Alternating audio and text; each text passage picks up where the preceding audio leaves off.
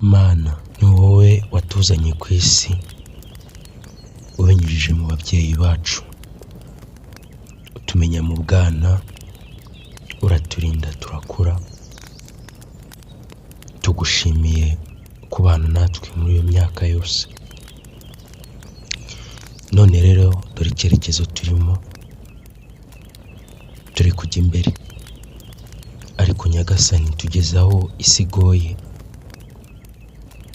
tugeze aho iterambere ryatwaye abantu, tugeze aho abantu batakivugisha abandi, tugeze aho natwe ubwacu guhura bikitugoye kubera kwiruka ku buzima. Turindire ubuzima, utumenyere inkomoko, uturindire abagore bacu b'ahazaza, bareke guhura n'ibibarushya, bareke kugwa mu bishuko, uturindire abana bacu uyu munsi no mu hazaza habo, ntibazahungabane. Uko twe twabayeho, abana bacu ntibazaba ariko babaho, ahubwo bazabeho neza kuturusha. Abagore bacu uduhe ingabire yo kwifata, ntituzabababaze, nabo bahe kutugandukira, ntibazaduca inyuma.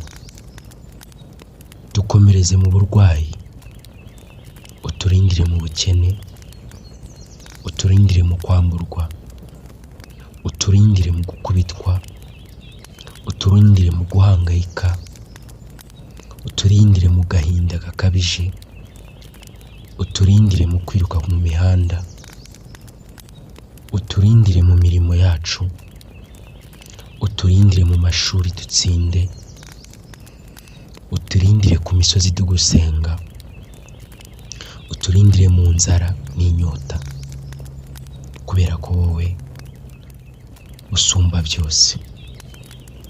Twizeye yuko ari wowe tuzasanga, twizeye yuko ari wowe makiriro yacu. Ngaho bana natwe, wongere utwibuke, abakize aho gusubira inyuma ubazamure, abakennye aho gutindahara ubakize. Kiza abarwayi mu bitaro, bohora imbohe ziri mu magereza, ukize buri muntu wese ingoyi imuziritse ibutuma atishima. Urakoze.